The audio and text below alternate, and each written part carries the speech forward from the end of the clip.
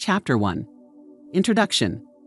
In every chapter of this book, mention has been made of the money-making secret, which has made fortunes for more than 500 exceedingly wealthy men, whom I have carefully analyzed over a long period of years. Editor's comments. Napoleon Hill was born into poverty in 1883 in a one-room cabin on the Pound River in Wise County, Virginia. At the age of 10, his mother died. And 2 years later, his father remarried. He became a very rebellious boy. But against all odds, he grew up to become one of the most successful writers in history.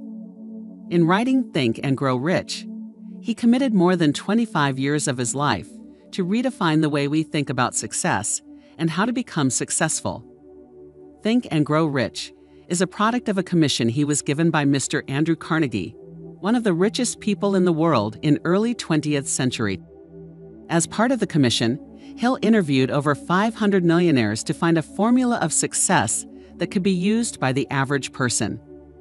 Some of the notable names interviewed by Hill include Thomas Edison, Alexander Graham Bell, Henry Ford, Elmer Gates, Charles M. Schwab, Theodore Roosevelt, William Wrigley Jr., John Wanamaker, William Jennings, Bryan, George Eastman, Woodrow Wilson, William H. Taft, John D. Rockefeller, F. W. Woolworth, Jennings Randolph, among others. This book took Hill over 20 years to produce. As at the time of writing, the book has sold over 15 million copies and has helped thousands to achieve success. End of editor's comments. The secret was brought to my attention by Andrew Carnegie more than a quarter of a century ago. The canny, lovable old Scotsman carelessly tossed it into my mind when I was but a boy. Then he sat back in his chair with a merry twinkle in his eyes and watched carefully to see if I had brains enough to understand the full significance of what he had said to me. When he saw that I had grasped the idea, he asked if I would be willing to spend 20 years or more preparing myself to take it to the world, to men and women who, without the secret, might go through life as failures. I said I would. And with Mr. Carnegie's cooperation, I have kept my promise. This book contains the secret after having been put to a practical test by thousands of people in almost every walk of life. It was Mr. Carnegie's idea that the magic formula, which gave him a stupendous fortune, ought to be placed within reach of people who do not have time to investigate how men make money. And it was his hope that I might test and demonstrate the soundness of the formula through the experience of men and women in every calling. He believed the formula should be taught in all public schools and colleges, and expressed the opinion that if it were properly taught, it would so revolutionize the entire educational system that the time spent in school could be reduced to less than half. His experience with Charles M. Schwab and other young men of Mr. Schwab's type convinced Mr. Carnegie that much of that which is taught in the schools is of no value whatsoever in connection with the business of earning a living or accumulating riches. He had arrived at this decision because he had taken into his business one young man after another, many of them with but little schooling, and by coaching them in the use of this formula, developed in them rare leadership. Moreover, his coaching made fortunes for every one of them who followed his instructions. In the chapter on faith, you will read the astounding story of the organization of the giant United States Steel Corporation, as it was conceived and carried out by one of the young men through whom Mr. Carnegie proved that his formula will work for all who are ready for it. This single application of the secret by that young man, Charles M. Schwab, made him a huge fortune in both money and opportunity. Roughly speaking, this particular application of the formula was worth $600 million. Editor's comments. Today, taking into account a yearly average inflation rate of 3.04%, $600 million is equivalent to about $18 billion. End of editor's comments.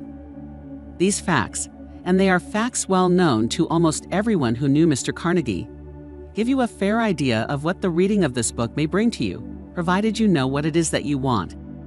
Even before it had undergone 20 years of practical testing, the secret was passed on to more than 100,000 men and women who have used it for their personal benefit as Mr. Carnegie planned that they should. Some have made fortunes with it. Others have used it successfully in creating harmony in their homes. A clergyman used it so effectively that it brought him an income upwards of $75,000 a year. Arthur Nash, a Cincinnati tailor, used his near-bankrupt business as a guinea pig on which to test the formula. The business came to life and made a fortune for its owners. It is still thriving, although Mr. Nash has gone. The experiment was so unique that newspapers and magazines gave it more than $1 million worth of publicity. The secret was passed on to Stuart Austin Ware of Dallas, Texas. He was ready for it. He was so ready that he gave up his profession and studied law. Did he succeed? That story is found in a later chapter. I gave the secret to Jennings Randolph the day he graduated from college, and he has used it so successfully that he is now serving his third term as a member of Congress, with an excellent opportunity to keep on using it until it carries him to the White House. While serving as advertising manager of the La Salle Extension University, when it was little more than a name, I had the privilege of seeing J.G. Chaplin, president of the university, use the formula so effectively that he has since made La Salle one of the great extension schools of the country. The secret to which I refer has been mentioned no fewer than 100 times throughout this book. It has not been directly named, for it seems to work more successfully when it is merely uncovered and left in sight, where those who are ready and searching for it may pick it up. That is why Mr. Carnegie tossed it to me so quietly, without giving me its specific name. If you are ready to put it to use, you will recognize this secret at least once in every chapter. I could tell you how you will know if you are ready, but that would deprive you of much of the benefit you will receive when you make the discovery in your own way. While this book was being written, my own son, who was then finishing the last year of his college work, picked up the manuscript of Chapter 2, read it, and discovered the secret for himself. He used the information so effectively that he went directly into a responsible position at a beginning salary greater than the average person ever earns. His story has been briefly described in Chapter 2. As you read this book, I hope you will dismiss any feeling you may have had at the beginning of the book that it promised too much.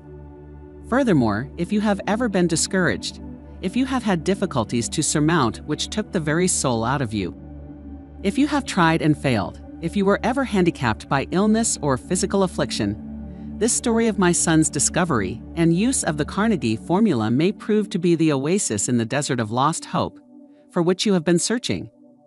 This secret was extensively used by President Woodrow Wilson during the World War. It was passed on to every soldier who fought in the war, carefully wrapped in the training received before going to the front. President Wilson told me it was a strong factor in raising the funds needed for the war. More than 20 years ago, Honorable Manuel L. Quezon, then resident commissioner of the Philippine Islands, was inspired by the secret to gain freedom for his people. He has gained freedom for the Philippines and is the first president of the Free State. A peculiar thing about this secret is that those who once acquire it and use it find themselves literally swept on to success with but little effort, and they never again submit to failure. If you doubt this, study the names of those who have used it. Wherever they have been mentioned, check their records for yourself and be convinced. There is no such thing as something for nothing. The secret to which I refer cannot be had without a price, although the price is far less than its value. It cannot be had at any price by those who are not intentionally searching for it. It cannot be given away. It cannot be purchased for money, because it comes in two parts. One part is already in possession of those who are ready for it. The secret serves equally well all who are ready for it. Education has nothing to do with it. Long before I was born, the secret had found its way into the possession of Thomas A. Edison, and he used it so intelligently that he became the world's leading inventor, even though he had but 3 months of schooling. The secret was passed on to a business associate of Mr. Edison. He used it so effectively that, even though he was then making only $12,000 a year, he accumulated a great fortune and retired from active business while still a young man. You will find his story at the beginning of the 2nd chapter. It should convince you that riches are not beyond your reach, that you can still be what you wish to be, that money, fame, Recognition and happiness can be had by all who are ready and determined to have these blessings. How do I know these things? You should have the answer before you finish this book. You may find it in the very next chapter or on the last page. While I was performing the 20-year task of research, which I had undertaken at Mr. Carnegie's request, I analyzed hundreds of well-known men, many of whom admitted that they had accumulated their vast fortunes through the aid of the Carnegie secret. Among these men were Henry Ford, William Wrigley Jr., John Wanamaker, James J. Hill, George S. Parker, E. M. Statler, Henry L. Doherty, Cyrus H. K. Curtis, George Eastman, Theodore Roosevelt, John W. Davis, Albert Hubbard, Wilbur Wright, William Jennings Bryan, Dr. D. N. Tidd Starr Jordan, J. Ogden Armour, Charles M. Schwab, Harris F. Williams, Dr. Frank Gunsalis, Daniel Willard, King Gillette, Ralph A. Weeks, Judge Daniel T. Wright, John D. Rockefeller, Thomas A. Edison, Frank A. Vanderlip, F. W. Woolworth, Colonel Robert A. Dollar, Edward A. Filene, Edwin C. Barnes, Arthur Brisbane, Woodrow Wilson, W. M. Howard Taft, Luther Burbank, Edward W. Bach, Frank A. Munsey, Albert H. Gary, Dr. Alexander Graham Bell, John H. Patterson, Julius Rosemold, Stuart Austin Weir, Dr. Frank Crane, George M. Alexander, J. G. Chaplin, Honorable Jennings Randolph, Arthur Nash, Clarence Darrow. These names represent but a small fraction of the hundreds of well-known Americans whose achievements, financially and otherwise, prove that those who understand and apply the Carnegie secret reach high stations in life. I have never known anyone who was inspired to use the secret who did not achieve noteworthy success in his chosen calling. I have never known any person to distinguish himself or to accumulate riches of any consequence without possession of the secret. Editor's comments. The secret has been used by people of all ages, times, and places. Examples of Africa's richest people that have used the secret include Aliko Dangote from Nigeria, Nas El-Sawi Rees from Egypt, Nicky Oppenheimer from South Africa, Johan Rupert from South Africa, Mike Adenuga from Nigeria, Abdul Samad Rabiu from Nigeria, Isadri Brab from Algeria, Nagwib Sawi Rees from Egypt, Patrice Motsepe from South Africa, Koos Becker from South Africa, Mohammed Mansour from Egypt, Mohammed Dewji from Tanzania, Youssef Mansour from Egypt, Charles Arm Pofo from Ghana. End of editor's comment. From these two facts, I draw the conclusion that the secret is more important as a part of the knowledge essential for self-determination than any which one receives through what is popularly known as education. What is education anyway? This has been answered in full detail. As far as schooling is concerned, many of these men had very little. John Wanamaker once told me that what little schooling he had, he acquired in very much the same manner as a modern locomotive takes on water, by scooping it up as it runs. Henry Ford never reached high school, let alone college. I am not attempting to minimize the value of schooling, but I am trying to express my earnest belief that those who master and apply the secret will reach high stations, accumulate riches, and bargain with life on their own terms, even if their schooling has been meager. Somewhere, as you read, the secret to which I refer will jump from the page and stand boldly before you, if you are ready for it. When it appears, you will recognize it. Whether you receive the sign in the first or the last chapter, stop for a moment when it presents itself, and turn down a glass, for that occasion will mark the most important turning point of your life. Editor's comments. For those who may not be familiar with the term, turn down a glass, it means to stop and thoughtfully consider a moment of significance. As Hill says, when the secret hits you, stop and turn down a glass to memorialize the moment. End of editor's comments. We pass now to Chapter 2 and to the story of my very dear friend, who has generously acknowledged having seen the mystic sign, and whose business achievements are evidence enough that he turned down a glass. As you read his story and those of others, remember that they deal with the important problems of life, such as all people experience. The problems arising from one's endeavor to earn a living, to find hope, courage, contentment, and peace of mind, to accumulate riches, and to enjoy freedom of body and spirit.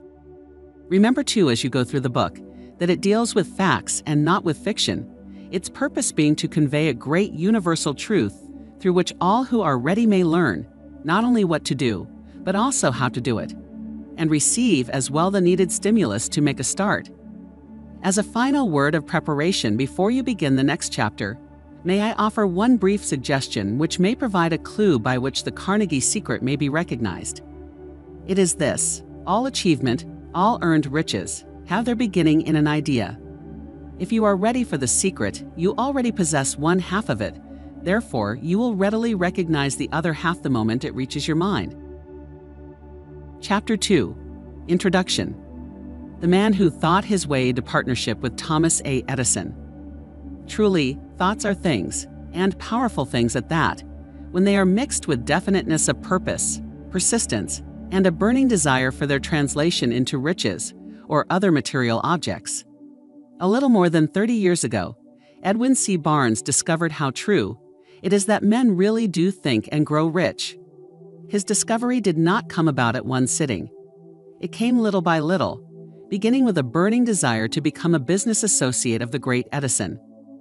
One of the chief characteristics of Barnes' desire was that it was definite. He wanted to work with Edison, not for him. Observe carefully the description of how he went about translating his desire into reality, and you will have a better understanding of the 13 principles which lead to riches. When this desire or impulse of thought first flashed into his mind, he was in no position to act upon it. Two difficulties stood in his way. He did not know Mr. Edison, and he did not have enough money to pay his railroad fare to Orange, New Jersey. These difficulties were sufficient to have discouraged the majority of people from making any attempt to carry out the desire. But his was no ordinary desire. He was so determined to find a way to carry out his desire that he finally decided to travel by blind baggage, rather than be defeated.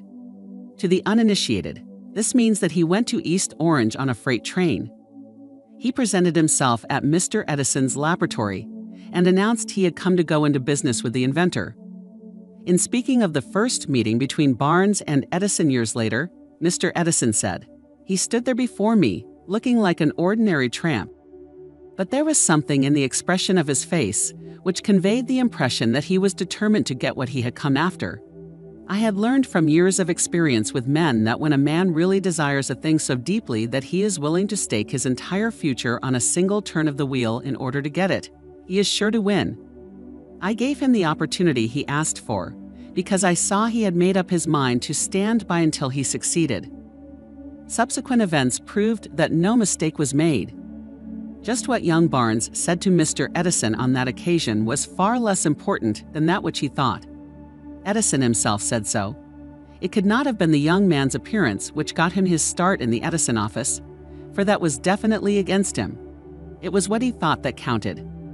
If the significance of this statement could be conveyed to every person who reads it, there would be no need for the remainder of this book.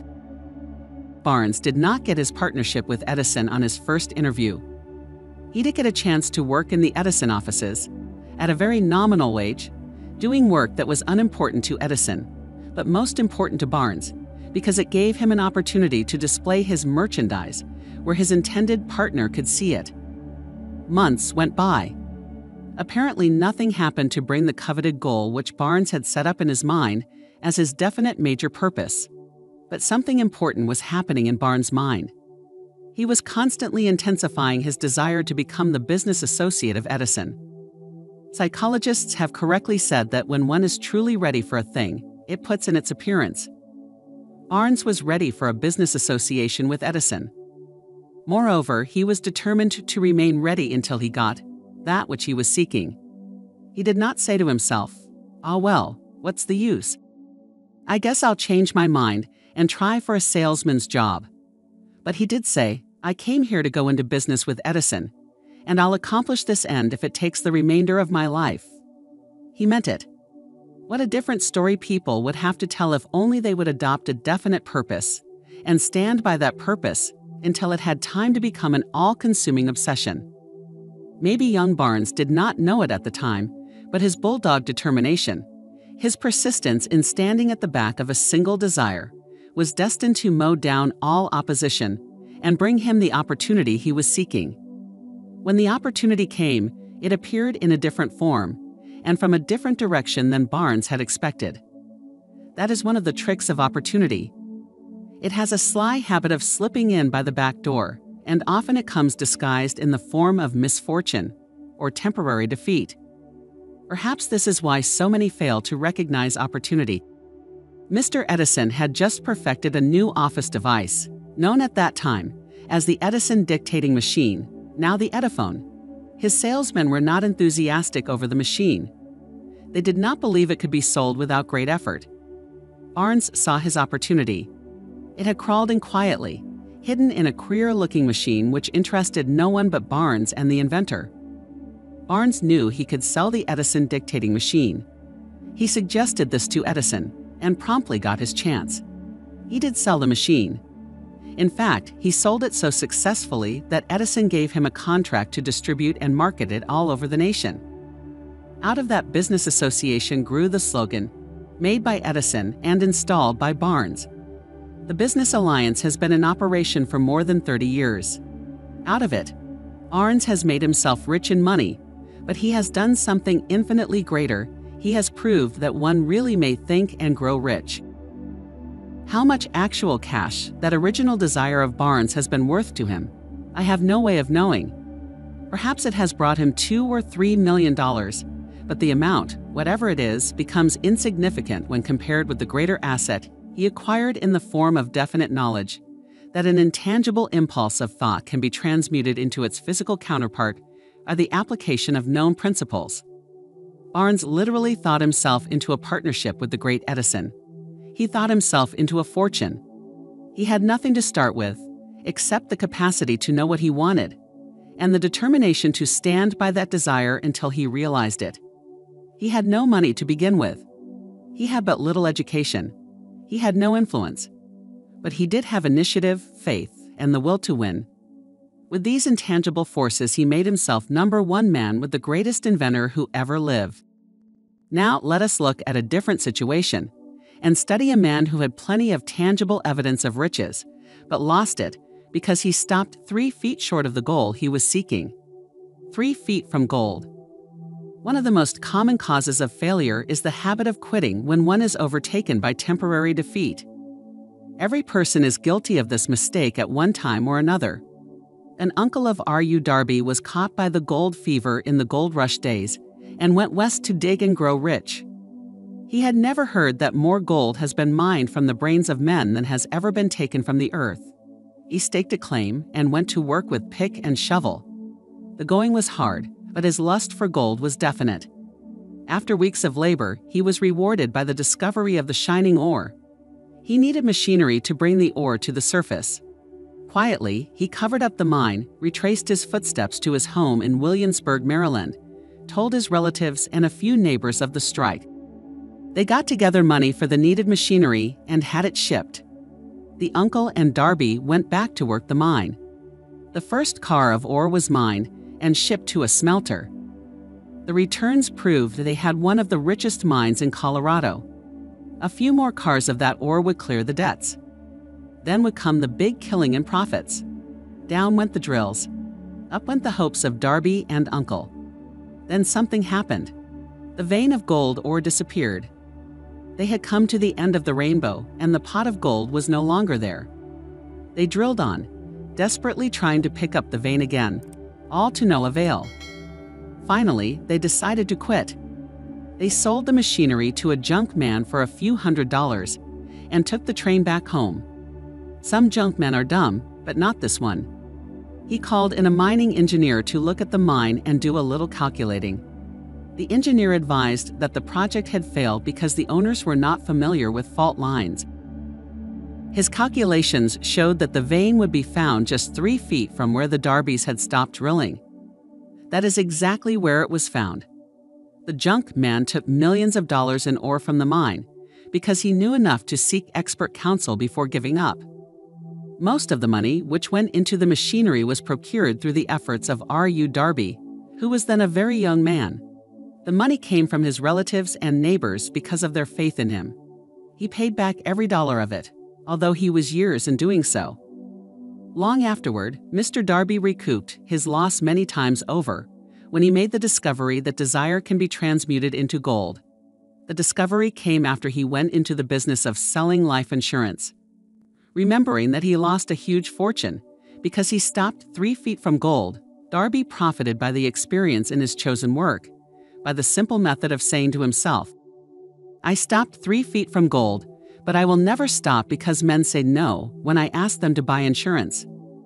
Darby is one of a small group of fewer than 50 men who sell more than $1 million in life insurance annually.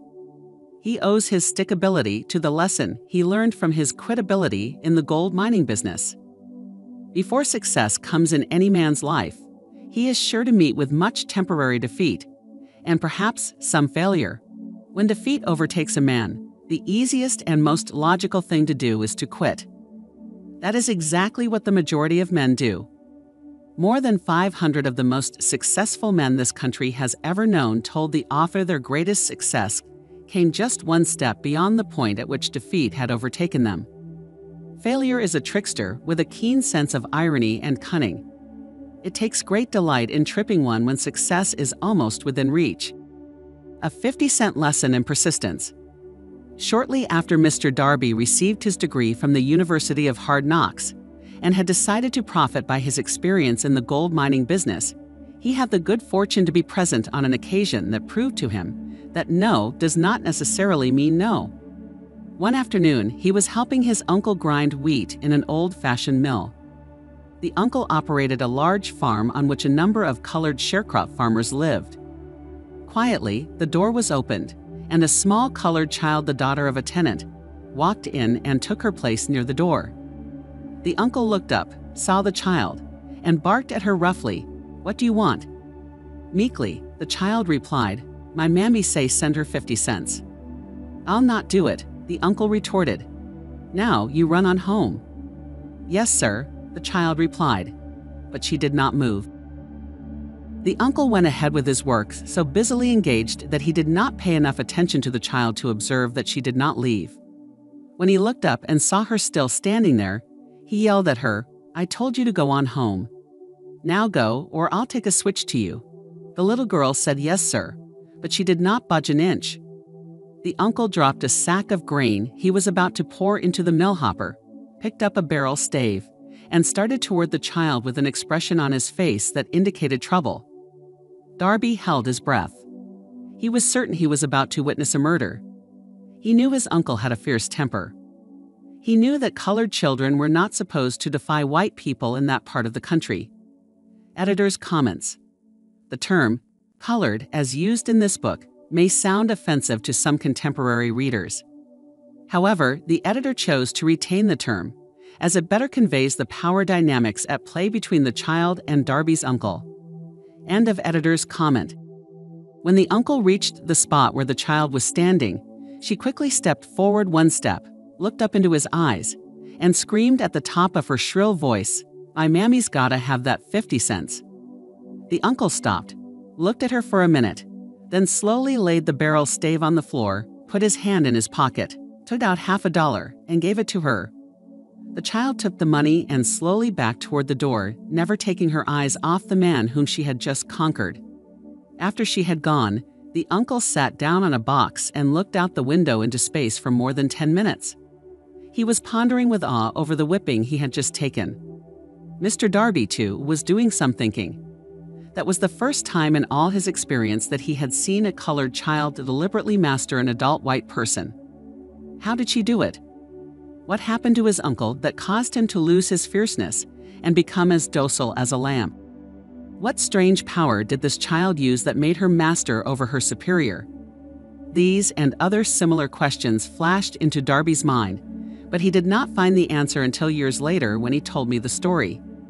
Strangely, the story of this unusual experience was told to the author in the old mill, on the very spot where the uncle took his whipping. Strangely too, I had devoted nearly a quarter of a century to the study of the power which enabled a supposed ignorant, illiterate colored child to conquer an intelligent man. As we stood there in that musty old mill, Mr. Darby repeated the story of the unusual conquest and finished by asking, "What can you make of it? What strange power did that child use that so completely whipped my uncle?" The answer to his question will be found in the principles described in this book. The answer is full and complete. It contains details and instructions sufficient to enable anyone to understand and apply the same force which the little child accidentally stumbled upon. Keep your mind alert, and you will observe exactly what strange power came to the rescue of the child. You will catch a glimpse of this power in the next chapter. Somewhere in the book you will find an idea that will quicken your receptive powers and place at your command for your own benefit this same irresistible power. The awareness of this power may come to you in this chapter, or it may flash into your mind in some subsequent chapter. It may come in the form of a single idea, or it may come in the nature of a plan or a purpose. Again, it may cause you to go back into your past experiences of failure or defeat and bring to the surface some lesson by which you can regain all that you lost through defeat. After I had described to Mr. Darby the power unwittingly used by the little colored child, he quickly retraced his 30 years of experience as a life insurance salesman and frankly acknowledged that his success in that field was due in no small degree to the lesson he had learned from the child. Mr. Darby pointed out, "Every time a prospect tried to bow me out without buying, I saw that child standing there in the old mill, her big eyes glaring in defiance, and I said to myself, I've got to make this sale. The better portion of all sales I have made were made after people had said no." He recalled too his mistake in having stopped only 3 feet from gold. But he said, "That experience was a blessing in disguise. It taught me to keep on keeping on, no matter how hard the going may be, a lesson I needed to learn before I could succeed in anything." This story of Mr. Darby and his uncle, the colored child and the gold mine, doubtless will be read by hundreds of men who make their living by selling life insurance. And to all of these, the author wishes to offer the suggestion that Darby owes to these 2 experiences his ability to sell more than $1 million of life insurance every year. Life is strange and often imponderable. Both successes and the failures have their roots in simple experiences. Mr. Darby's experiences were commonplace and simple enough, yet they held the answer to his destiny in life.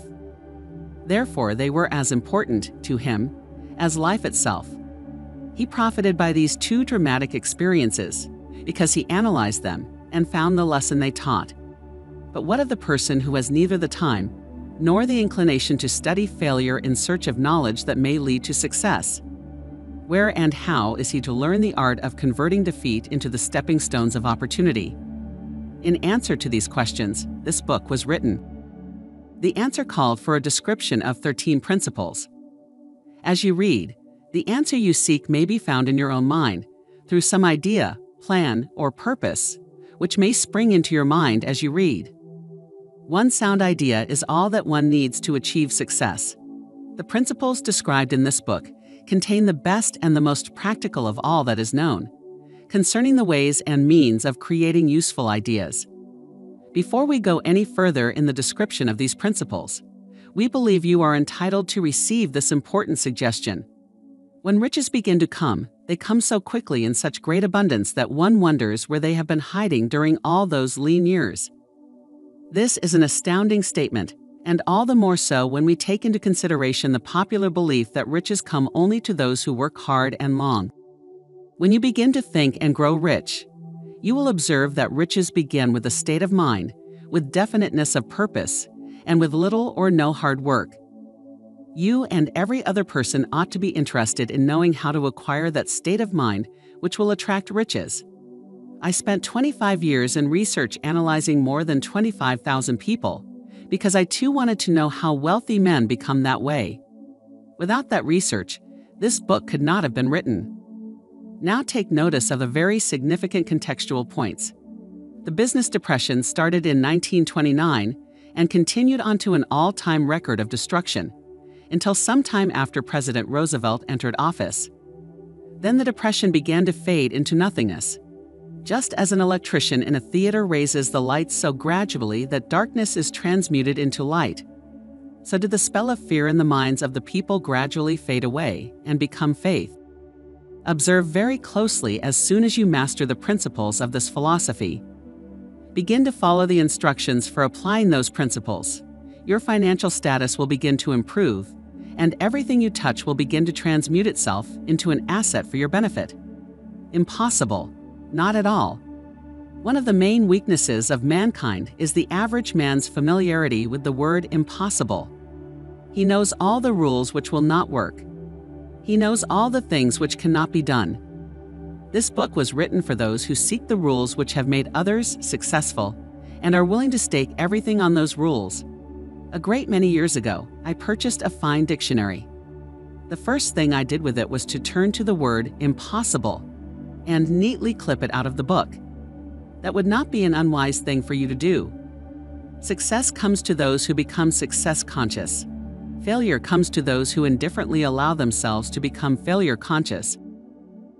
The object of this book is to help all who seek it to learn the art of changing their minds from failure consciousness to success consciousness. Another weakness found in altogether too many people is the habit of measuring everything and everyone by their own impressions and beliefs. Some who will read this will believe that no one can think and grow rich. They cannot think in terms of riches because their thought habits have been steeped in poverty, want, misery, failure, and defeat. These unfortunate people remind me of a prominent Chinese who came to America to be educated in American ways. He attended the University of Chicago. One day, President Harper met this young man on the campus, stopped to chat with him for a few minutes, and asked what had impressed him as being the most noticeable characteristic of the American people. "Why," the Chinaman exclaimed, "the queer slant of your eyes. Your eyes are off slant." What do we say about the Chinese? We refuse to believe that which we do not understand. We foolishly believe that our own limitations are the proper measure of limitations. Sure, the other fellow's eyes are off slant because they are not the same as our own. Millions of people look at the achievements of Henry Ford after he has arrived and envy him because of his good fortune, or luck, or genius, or whatever it is that they credit for Ford's fortune. Perhaps one person in every 100,000 knows the secret of Ford's success, and those who do know are too modest or too reluctant to speak of it because of its simplicity. A single transaction will illustrate the secret perfectly. A few years back, Ford decided to produce his now famous V8 motor. He chose to build an engine with the entire 8 cylinders cast in one block and instructed his engineers to produce a design for the engine. The design was placed on paper, but the engineers thought it was simply impossible to cast an 8-cylinder gas engine block in one piece.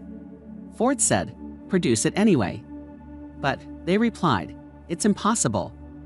"Go ahead," Ford commanded, "and stay on the job until you succeed, no matter how much time is required." The engineers went ahead. There was nothing else for them to do if they were to remain on the Ford staff. 6 months went by. Nothing happened. Another 6 months passed, and still nothing happened. The engineers tried every conceivable plan to carry out the orders, but the thing seemed out of the question. Impossible. At the end of the year, Ford checked with his engineers, and again they informed him they had found no way to carry out his orders. "Go right ahead," said Ford. "I want it, and I'll have it." They went ahead, and then, as if by a stroke of magic, the secret was discovered. The Ford determination had won once more. This story may not be described with minute accuracy, but the sum and substance of it is correct. Deduce from it, you who wish to think and grow rich, the secret of the Ford millions if you can. You'll not have to look very far. Henry Ford is a success because he understands and applies the principles of success. One of these is desire, knowing what one wants. Remember this Ford story as you read and pick out the lines in which the secret of his stupendous achievement have been described. If you can do this, if you can lay your finger on the particular group of principles which made Henry Ford rich, you can equal his achievements in almost any calling for which you are suited. You are the master of your fate, the captain of your soul. When Henley wrote the prophetic lines, "I am the master of my fate, I am the captain of my soul," he should have informed us that we are the masters of our fate, the captains of our souls, because we have the power to control our thoughts. He should have told us that the ether in which this little earth floats, in which we move and have our being, is a form of energy moving at an inconceivably high rate of vibration. He should have told us that the ether is filled with a form of universal power which adapts itself to the nature of the thoughts we hold in our minds, and influences us in natural ways to transmute our thoughts into their physical equivalent. If the poet had told us of this great truth, we would know why it is that we are the masters of our fate, the captains of our souls. He should have told us, with great emphasis, that this power makes no attempt to discriminate between destructive thoughts and constructive thoughts, that it will urge us to translate into physical reality thoughts of poverty, just as quickly as it will influence us to act upon thoughts of riches. He should have told us, too, that our brains become magnetized with the dominating thoughts which we hold in our minds, and by means with which no man is familiar, these magnets attract to us the forces, the people, the circumstances of life which harmonize with the nature of our dominating thoughts. He should have told us that before we can accumulate riches in great abundance, we must magnetize our minds with intense desire for riches, that we must become money conscious until the desire for money drives us to create definite plans for acquiring it. But being a poet, and not a philosopher, Henley contented himself by stating a great truth in poetic form, leaving those who followed him to interpret the philosophical meaning of his lines. Little by little, the truth has unfolded itself, until it now appears certain that the principles described in this book hold the secret of mastery over our economic fate. We are now ready to examine the first of these principles. Maintain a spirit of open-mindedness, and remember as you read, they are the invention of no one man. The principles were gathered from the life experiences of more than 500 men who actually accumulated riches in huge amounts. Men who began in poverty, with but little education, without influence. The principles worked for these men. You can put them to work for your own enduring benefit. You will find it easy, not hard, to do. Before you read the next chapter, I want you to know that it conveys factual information which might easily change your entire financial destiny, as it has so definitely brought changes of stupendous proportions to two people described. I want you to know, also, that the relationship between these two men and myself is such that I could have taken no liberties with the facts, even if I had wished to do so.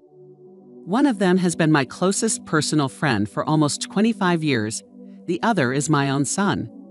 The unusual success of these two men, success which they generously accredit to the principle described in the next chapter, more than justifies this personal reference as a means of emphasizing the far-flung power of this principle. Almost 15 years ago, I delivered the commencement address at Salem College, Salem, West Virginia. I emphasized the principle described in the next chapter with so much intensity that one of the members of the graduating class definitely appropriated it and made it a part of his own philosophy. The young man is now a member of Congress and an important factor in the present administration. Just before this book went to the publisher, he wrote me a letter in which he so clearly stated his opinion of the principle outlined in the next chapter that I have chosen to publish his letter as an introduction to that chapter. It gives you an idea of the rewards to come. My dear Napoleon, my service as a member of Congress having given me an insight into the problems of men and women, I am writing to offer a suggestion which may become helpful to thousands of worthy people. With apologies, I must state that the suggestion, if acted upon, will mean several years of labor and responsibility for you, but I am heartened to make the suggestion because I know your great love for rendering useful service. In 1922, you delivered the commencement address at Salem College when I was a member of the graduating class. In that address, you planted in my mind an idea which has been responsible for the opportunity I now have to serve the people of my state, and will be responsible, in a very large measure, for whatever success I may have in the future. The suggestion I have in mind is that you put into a book the sum and substance of the address you delivered at Salem College, and in that way give the people of America an opportunity to profit by your many years of experience and association with the men who, by their greatness, have made America the richest nation on earth. I recall as though it were yesterday the marvelous description you gave of the method by which Henry Ford, with but little schooling, without a dollar, with no influential friends, rose to great heights. I made up my mind then, even before you had finished your speech, that I would make a place for myself, no matter how many difficulties I have to surmount. Thousands of young people will finish their schooling this year, and within the next few years, every one of them will be seeking just such a message of practical encouragement as the one I received from you. They will want to know where to turn, what to do to get started in life.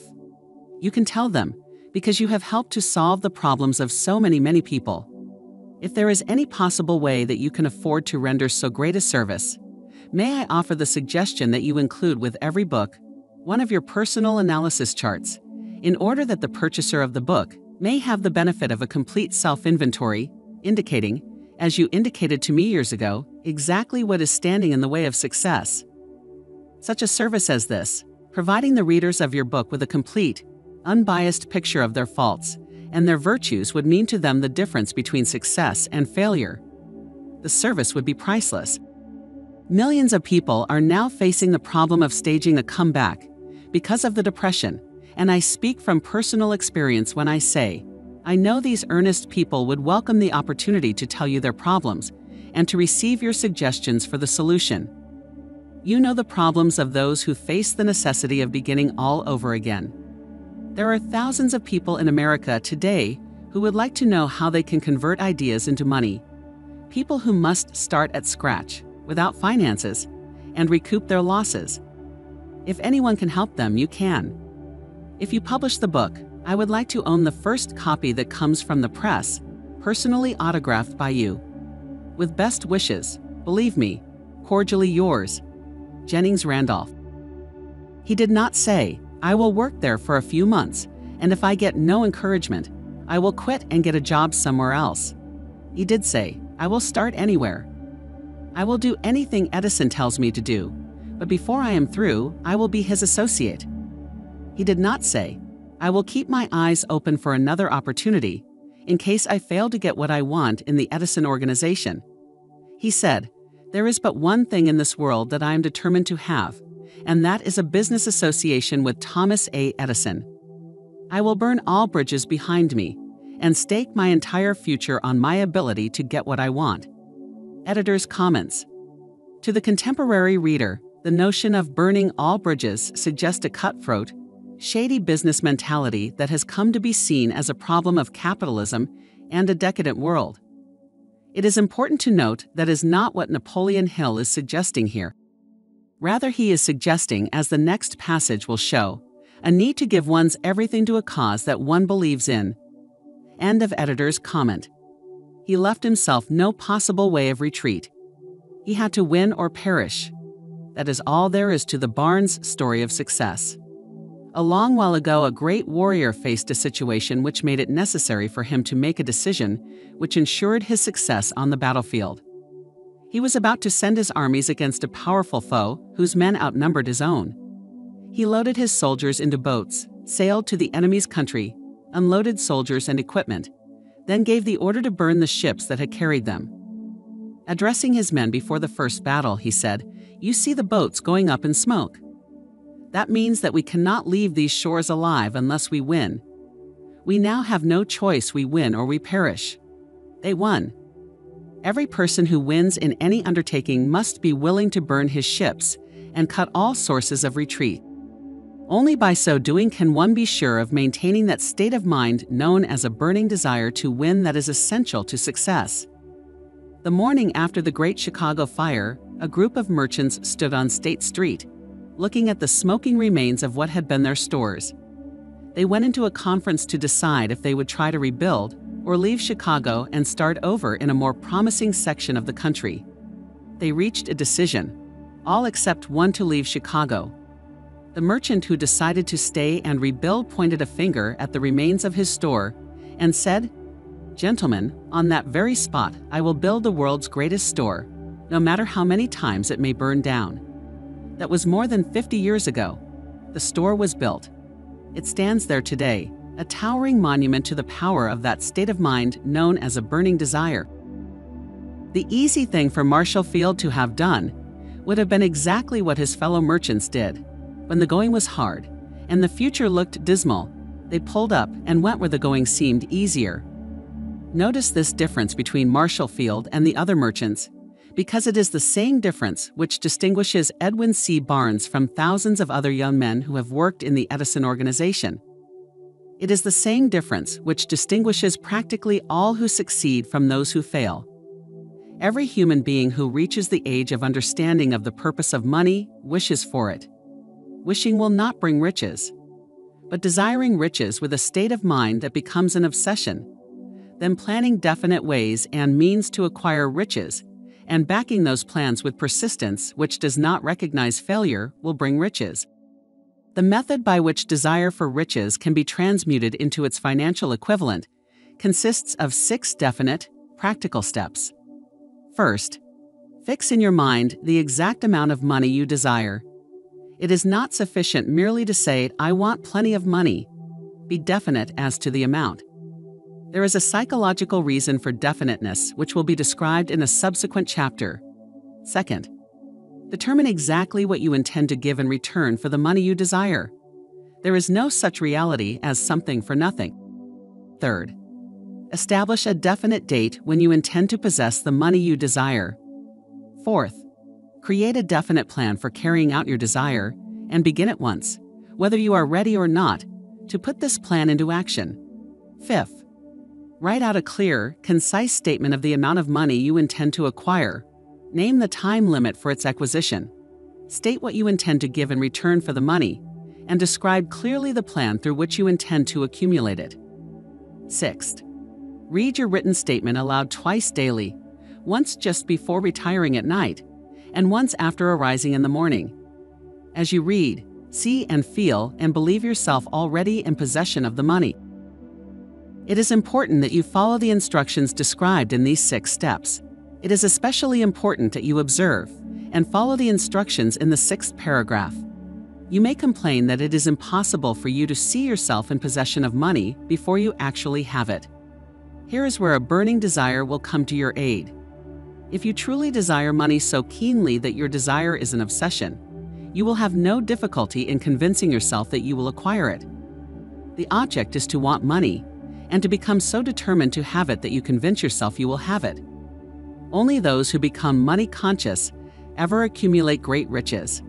Money consciousness means that the mind has become so thoroughly saturated with the desire for money that one can see oneself already in possession of it. To the uninitiated, who has not been schooled in the working principles of the human mind, these instructions may appear impractical. It may be helpful to all who fail to recognize the soundness of the 6 steps, to know that the information they convey was received from Andrew Carnegie. Andrew Carnegie began as an ordinary laborer in the steel mills but managed, despite his humble beginning, to make these principles yield him a fortune of considerably more than $100 million. It may be of further help to know that the 6 steps here recommended were carefully scrutinized by the late Thomas A. Edison, who placed his stamp of approval upon them as being not only the steps essential for the accumulation of money, but necessary for the attainment of any definite goal.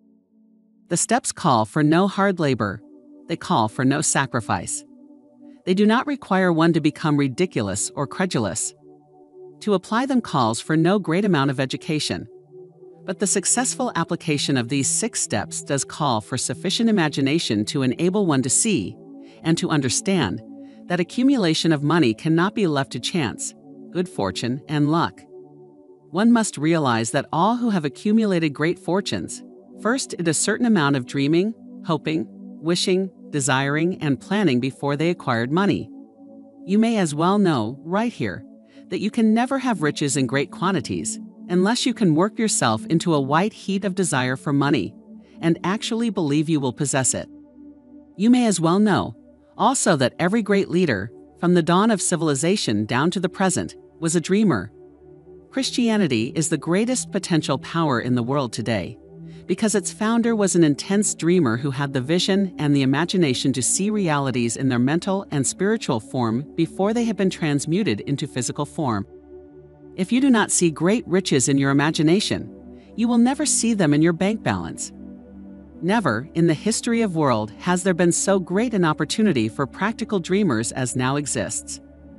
The 6-year economic collapse has reduced all men, substantially, to the same level. A new race is about to be run. The stakes represent huge fortunes which will be accumulated within the next 10 years. The rules of the race have changed because we now live in a changed world that definitely favors the masses, those who have but little or no opportunity to win under the conditions existing during the Depression, when fear paralyzed growth and development. Editor's comments. The period described by Napoleon Hill in the preceding paragraph is not so different from the current times. At the moment, countries, especially developing countries, are facing dire economic outlooks. The coronavirus has caused significant damage to the purse and confidence of many. People are simply afraid and uncertain of the future. Yet this is also the moment of great opportunities. The pandemic has exposed the world and unearthed needs we did not know existed. There is an opportunity to identify those needs in your community and then make plans to fill them. That is how you make yourself very rich. Andrew Carnegie and his contemporaries took advantage of the Great Depression. You should take advantage of the coronavirus pandemic and lead your peers into post-pandemic world. End of editor's comments. Those in this race for riches should be encouraged to know that this changed world in which we live is demanding new ideas, new ways of doing things, new leaders, new inventions, new methods of teaching, new methods of marketing, new books, new literature, new features for the radio, new ideas for moving pictures. Back of all this demand for new and better things, there is one quality which one must possess to win, and that is definiteness of purpose, the knowledge of what one wants, and a burning desire to possess it. The business depression marked the death of one age and the birth of another. This changed world requires practical dreamers who can and will put their dreams into action. The practical dreamers have always been and always will be the pattern makers of civilization. Those who desire to accumulate riches should remember the real leaders of the world always have been people who harnessed and put into practical use the intangible, unseen forces of unborn opportunity, and have converted those forces or impulses of thought into skyscrapers, cities, factories, airplanes, automobiles, and every form of convenience that makes life more pleasant. Tolerance and an open mind are practical necessities of the dreamer of today. Those who are afraid of new ideas are doomed before they start.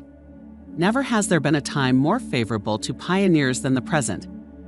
True, there is no wild and woolly West to be conquered, as in the days of the covered wagon, but there is a vast business, financial, and industrial world to be remolded and redirected along new and better lines. In planning to acquire your share of the riches, let no one influence you to scorn the dreamer. To win the big stakes in this changed world, you must catch the spirit of the great pioneers of the past, whose dreams have given to civilization all that it has of value, the spirit which serves as the lifeblood of our own country, to develop and market our talents. Let us not forget, Columbus dreamed of an unknown world, staked his life on the existence of such a world, and discovered it. Copernicus, the great astronomer, dreamed of a multiplicity of worlds and revealed them. No one denounced him as impractical after he had triumphed. Instead, the world worshipped at his shrine, thus proving once more that success requires no apologies, failure permits no alibis. If the thing you wish to do is right, and you believe in it, go ahead and do it. Put your dream across, and never mind what they say if you meet with temporary defeat. For they, perhaps, do not know that every failure brings with it the seed of an equivalent success. Henry Ford, poor and uneducated, dreamed of a horseless carriage, went to work with what tools he possessed, without waiting for opportunity to favor him, and now evidence of his dream belts the entire earth. He has put more wheels into operation than any man who ever lived, because he was not afraid to back his dreams.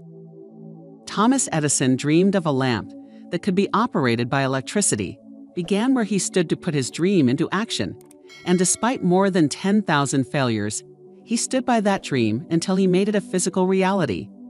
Practical dreamers do not quit.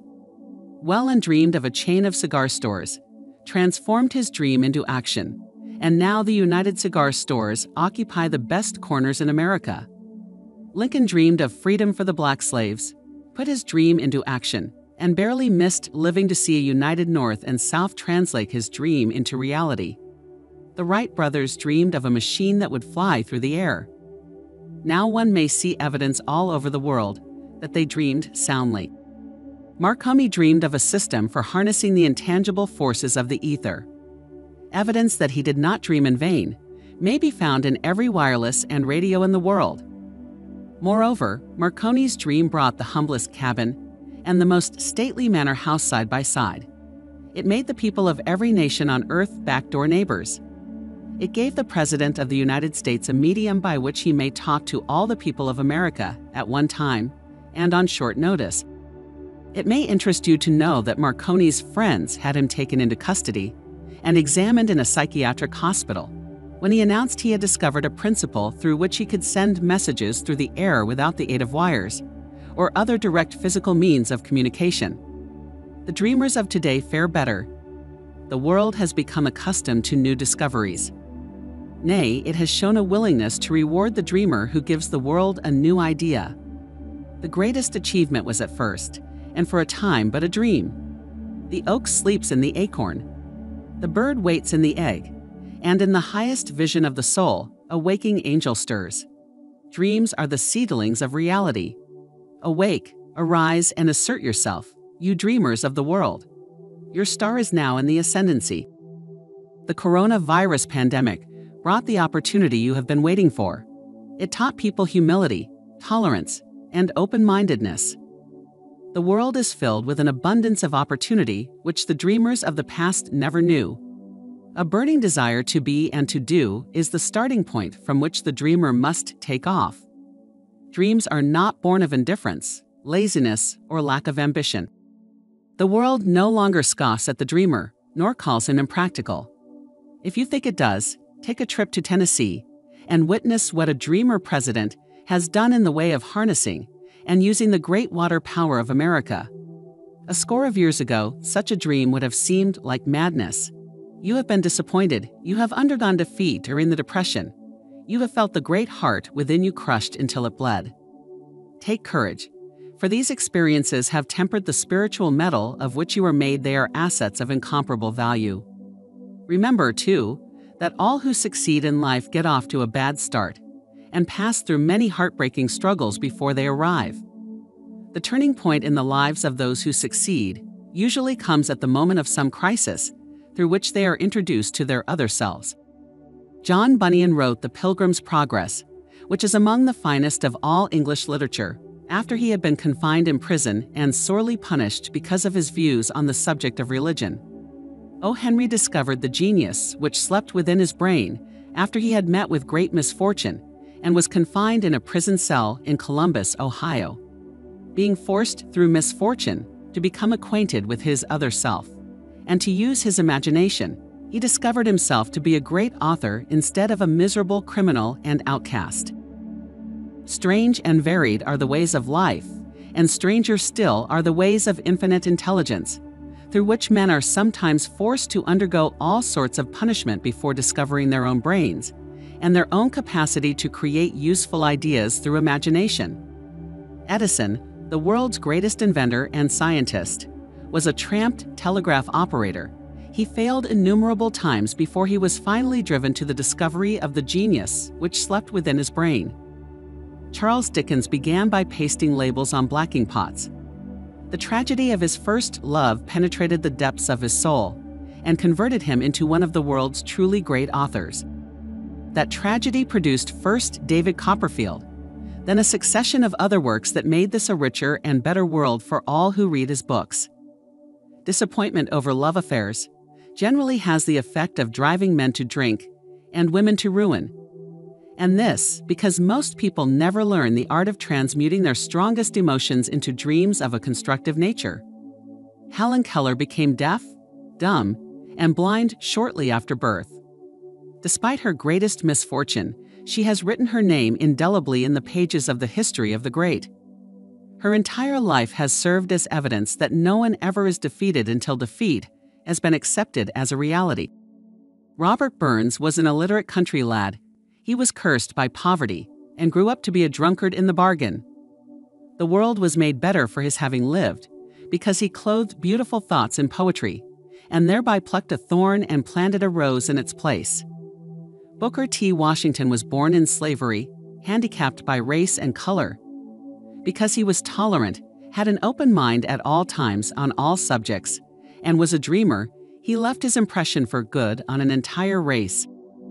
Beethoven was deaf, Milton was blind, but their names will last as long as time endures, because they dreamed and translated their dreams into organized thought. Before passing to the next chapter, kindle anew in your mind the fire of hope, faith, courage, and tolerance. If you have these states of mind and a working knowledge of the principles described, all else that you need will come to you when you are ready for it. Let Emerson state the thought in these words: every proverb, every book, every byword that belongs to thee for aid and comfort shall surely come home through open or winding passages. Every friend whom not thy fantastic will, but the great and tender soul in thee craveth, shall lock thee in his embrace. There is a difference between wishing for a thing and being ready to receive it. No one is ready for a thing until he believes he can acquire it. The state of mind must be belief, not mere hope or wish. Open-mindedness is essential for belief. Closed minds do not inspire faith, courage, and belief. Remember, no more effort is required to aim high in life, to demand abundance and prosperity, than is required to accept misery and poverty. A great poet has correctly stated this universal truth through these lines: I bargained with life for a penny, and life would pay no more. However, I begged at evening when I counted my scanty store. For life is a just employer, he gives you what you ask, but once you have set the wages, why, you must bear the task. I worked for a menial's hire, only to learn, dismayed, that any wage I had asked of life, life would have willingly paid. Desire outwits Mother Nature. As a fitting climax to this chapter, I wish to introduce one of the most unusual persons I have ever known. I first saw him 24 years ago, a few minutes after he was born. He came into the world without any physical sign of ears, and the doctor admitted, when pressed for an opinion, that the child might be deaf and mute for life. I challenged the doctor's opinion. I had the right to do so. I was the child's father. I, too, reached a decision and rendered an opinion, but I expressed the opinion silently, in the secrecy of my own heart. I decided that my son would hear and speak. Nature could send me a child without ears, but nature could not induce me to accept the reality of the affliction. In my own mind, I knew that my son would hear and speak. How? I was sure there must be a way, and I knew I would find it. I thought of the words of the immortal Emerson: the whole course of things goes to teach us faith. We need only obey. There is guidance for each of us, and by lowly listening, we shall hear the right word. The right word. Desire. More than anything else, I desired that my son should not be a deaf mute. From that desire, I never receded, not for a second. Many years previously, I had written, "Our only limitations are those we set up in our own minds." For the first time, I wondered if that statement were true. Lying on the bed in front of me was a newly born child without the natural equipment of hearing. Even though he might hear and speak, he was obviously disfigured for life. Surely, this was a limitation which that child had not set up in his own mind. What could I do about it? Somehow, I would find a way to transplant into that child's mind my own burning desire for ways and means of conveying sound to his brain without the aid of ears. As soon as the child was old enough to cooperate, I would fill his mind so completely with a burning desire to hear that nature would, by methods of her own, translate it into physical reality. All this thinking took place in my own mind, but I spoke of it to no one. Every day I renewed the pledge I had made to myself not to accept a deaf mute for a son. As he grew older and began to take notice of things around him, we observed that he had a slight degree of hearing. When he reached the age when children usually begin talking, he made no attempt to speak, but we could tell by his actions that he could hear certain sounds slightly. That was all I wanted to know. I was convinced that if he could hear, even slightly, he might develop still greater hearing capacity. Then something happened which gave me hope. It came from an entirely unexpected source. We bought a music player. When the child heard the music for the first time, he went into ecstasies and promptly appropriated the machine. He soon showed a preference for certain records. Among them, It's a Long Way to Tipperary. On one occasion, he played that piece over and over for almost 2 hours, standing in front of the music player, with his teeth clamped on the edge of the case. The significance of this self-formed habit of his did not become clear to us until years afterward, for we had never heard of the principle of bone conduction of sound at that time. Shortly after he appropriated the music player, I discovered that he could hear me quite clearly when I spoke with my lips touching his mastoid bone, or at the base of the brain. These discoveries placed in my possession the necessary media by which I began to translate into reality my burning desire to help my son develop hearing and speech. By that time, he was making stabs at speaking certain words. The outlook was far from encouraging, but desire backed by faith knows no such word as impossible. Having determined that he could hear the sound of my voice, plainly I began immediately to transfer to his mind the desire to hear and speak. I soon discovered that the child enjoyed bedtime stories, so I went to work, creating stories designed to develop in him self-reliance, imagination, and a keen desire to hear and to be normal. There was one story in particular, which I emphasized by giving it some new and dramatic coloring each time it was told.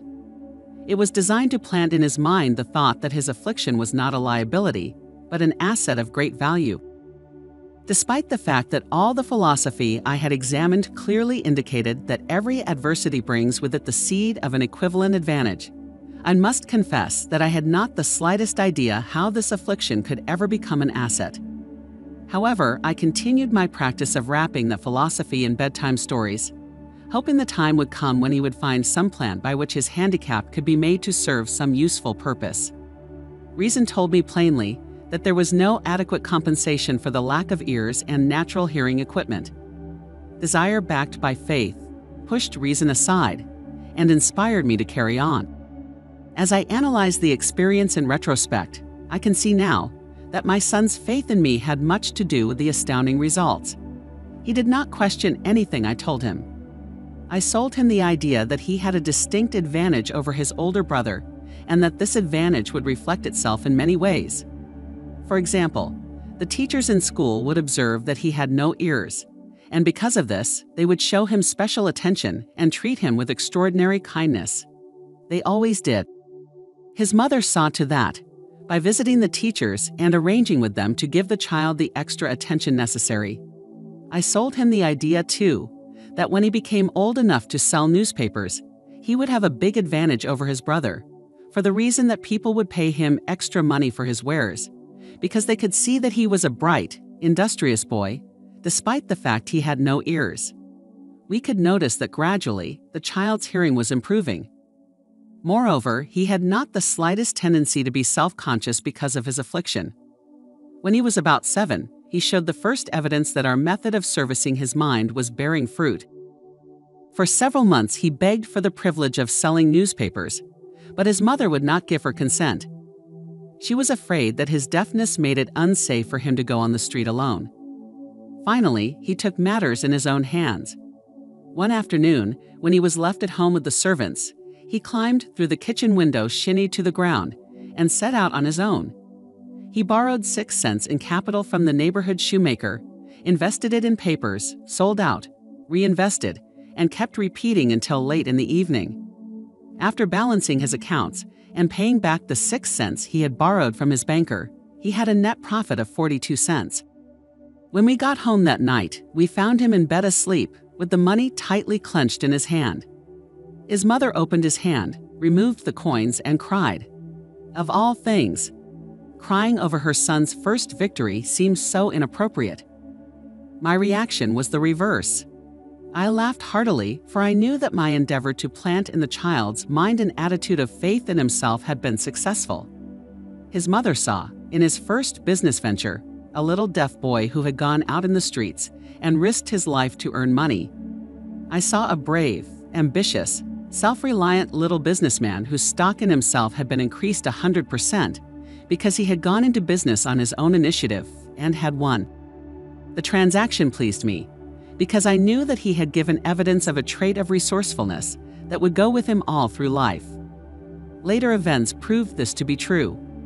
When his older brother wanted something, he would lie down on the floor, kick his feet in the air, cry for it, and get it.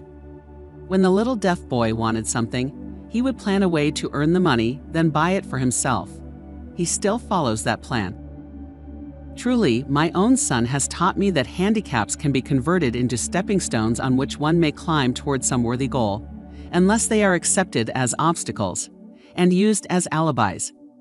The little deaf boy went through the grades, high school, and college without being able to hear his teachers, excepting when they shouted loudly at close range. He did not go to a school for the deaf. We would not permit him to learn the sign language. We were determined that he should live a normal life and associate with normal children, and we stood by that decision, although it cost us many heated debates with school officials. While he was in high school, he tried an electrical hearing aid, but it was of no value to him. Due, we believed, to a condition that was disclosed when the child was 6 by Dr. J. Gordon Wilson of Chicago, when he operated on one side of the boy's head and discovered that there was no sign of natural hearing equipment. During his last week in college, 18 years after the operation, something happened which marked the most important turning point of his life. Through what seemed to be mere chance, he came into possession of another electrical hearing device, which was sent to him on trial. He was slow about testing it, due to his disappointment with a similar device. Finally, he picked the instrument up and more or less carelessly placed it on his head, hooked up the battery, and lo, as if by a stroke of magic, his lifelong desire for normal hearing became a reality. For the first time in his life, he heard practically, as well as any person with normal hearing. God moves in mysterious ways, his wonders to perform. Overjoyed because of the changed world which had been brought to him through his hearing device, he rushed to the telephone, called his mother, and heard her voice perfectly. The next day, he plainly heard the voices of his professors in class for the first time in his life. Previously, he could hear them only when they shouted at short range. He heard the radio. He heard the television. For the first time in his life, he could converse freely with other people, without the necessity of their having to speak loudly. Truly, he had come into possession of a changed world.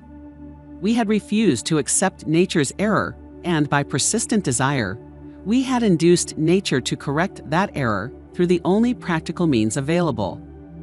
Desire had commenced to pay dividends, but the victory was not yet complete. The boy still had to find a definite and practical way to convert his handicap into an equivalent asset. Hardly realizing the significance of what had already been accomplished, but intoxicated with the joy of his newly discovered world of sound, he wrote a letter to the manufacturer of the hearing aid, enthusiastically describing his experience. Something in his letter, something, perhaps which was not written on the lines, a back of them, caused the company to invite him to New York. When he arrived, he was escorted through the factory, and while talking with the chief engineer, telling him about his changed world, a hunch, an idea, or an inspiration, call it what you wish, flashed into his mind. It was this impulse of thought which converted his affliction into an asset destined to pay dividends in both money and happiness to thousands for all time to come. The sum and substance of that impulse of thought was this. It occurred to him that he might be of help to the millions of deafened people who go through life without the benefit of hearing devices, if he could find a way to tell them the story of his changed world. Then and there, he reached a decision to devote the remainder of his life to rendering useful service to the hard of hearing. For an entire month, he carried on an intensive research, during which he analyzed the entire marketing system of the manufacturer of the hearing device and created ways and means of communicating with the hard of hearing all over the world for the purpose of sharing with them his newly discovered, changed world. When this was done, he put in writing a 2-year plan based upon his findings. When he presented the plan to the company, he was instantly given a position for the purpose of carrying out his ambition. Little did he dream when he went to work that he was destined to bring hope and practical relief to thousands of deafened people who, without his help, would have been doomed forever to deaf-mutism. Shortly after he became associated with the manufacturer of his hearing aid, he invited me to attend a class conducted by his company for the purpose of teaching deaf mutes to hear and to speak. I had never heard of such a form of education, therefore I visited the class, skeptical, but hopeful that my time would not be entirely wasted. Here I saw a demonstration which gave me a greatly enlarged vision of what I had done to arouse and keep alive in my son's mind the desire for normal hearing. I saw deaf mutes actually being taught to hear and to speak through application of the self-same principle I had used more than 20 years previously in saving my son from deaf-mutism. Thus, through some strange turn of the wheel of fate, my son Blair and I have been destined to aid in correcting deaf-mutism for those as yet unborn, because we are the only living human beings, as far as I know, who have established definitely the fact that deaf-mutism can be corrected to the extent of restoring to normal life those who suffer with this affliction. It has been done for one. It will be done for others. There is no doubt in my mind that Blair would have been a deaf-mute all his life if his mother and I had not managed to shape his mind as we did. The doctor who attended at his birth told us confidentially that the child might never hear or speak. Later, Dr. Irving Voorhees, a noted specialist on such cases, examined Blair very thoroughly. He was astounded when he learned how well my son now hears and speaks, and said his examination indicated that, theoretically, the boy should not be able to hear at all. But the lad does hear, despite the fact that X-ray pictures show there is no opening in the skull whatsoever from where his ears should be to the brain.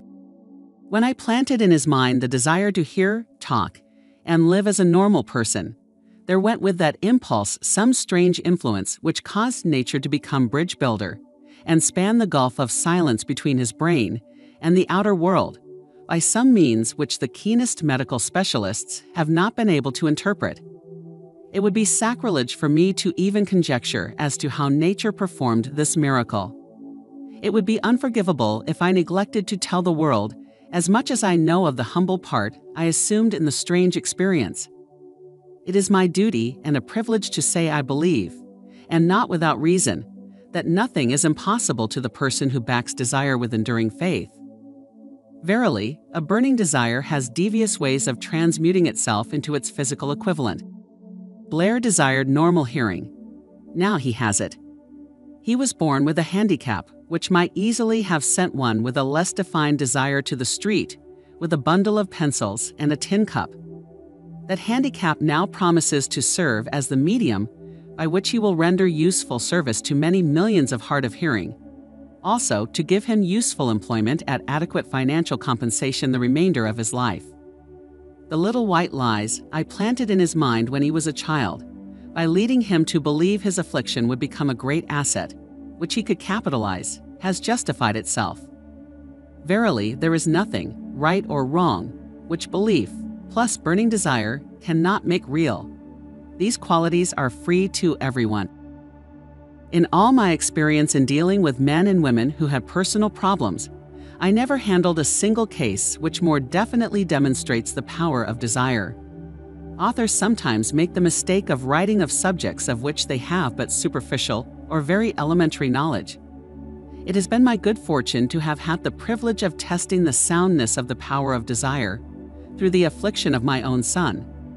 Perhaps it was providential that the experience came as it did, for surely no one is better prepared than he to serve as an example of what happens when desire is put to the test.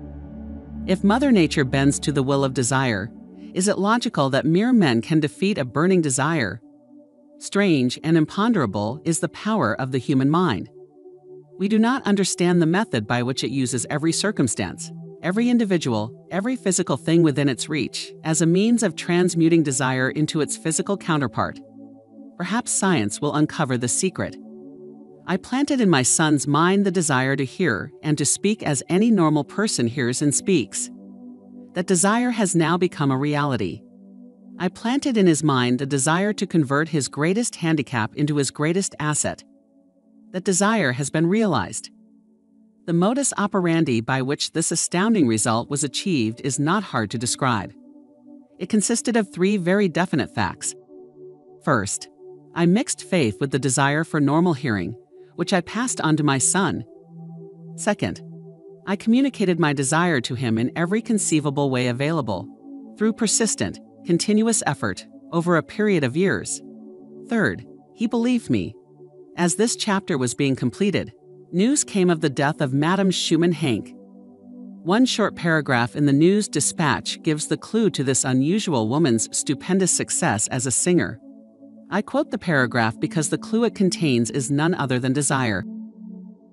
Early in her career, Madame Schumann Heink visited the director of the Vienna Court Opera to have him test her voice. But he did not test it. After taking one look at the awkward and poorly dressed girl, he exclaimed none too gently, with such a face, and with no personality at all, "How can you ever expect to succeed in opera? My good child, give up the idea. Buy a sewing machine and go to work. You can never be a singer. Never is a long time." The director of the Vienna Court Opera knew much about the technique of singing. He knew little about the power of desire when it assumes the proportion of an obsession. If he had known more of that power, he would not have made the mistake of condemning genius without giving it an opportunity. Several years ago, one of my business associates became ill. He became worse as time went on, and finally was taken to the hospital for an operation. Just before he was wheeled into the operating room, I took a look at him and wondered how anyone as thin and emaciated as he could possibly go through a major operation successfully. The doctor warned me that there was little if any chance of my ever seeing him alive again. But that was the doctor's opinion. It was not the opinion of the patient. Just before he was wheeled away, he whispered feebly, "Do not be disturbed, Chief. I will be out of here in a few days." The attending nurse looked at me with pity, but the patient did come through safely. After it was all over, his physician said, nothing but his own desire to live saved him. He never would have pulled through if he had not refused to accept the possibility of death. I believe in the power of desire backed by faith, because I have seen this power lift people from lowly beginnings to places of power and wealth. I have seen it rob the grave of its victims. I have seen it serve as the medium by which people stage to come back after having been defeated in 100 different ways. I have seen it provide my own son with a normal, happy, successful life, despite nature's having sent him into the world without ears. How can one harness and use the power of desire? This has been answered through this and the subsequent chapters of this book. This message is going out to the world at the end of the longest and perhaps the most devastating health and economic disruption the world has ever known. It is reasonable to presume that the message may come to the attention of many who have been wounded by the coronavirus pandemic and the dire state of the world. Those who have lost their fortunes, those who have lost their loved ones, others who have lost their positions, and great numbers who must reorganize their plans and stage a comeback. To all these, I wish to convey the thought that all achievement, no matter what may be its nature or its purpose, must begin with an intense burning desire for something definite. Through some strange and powerful principle of mental chemistry, which she has never divulged, nature wraps up in the impulse of strong desire, that something which recognizes no such word as impossible and accepts no such reality as failure.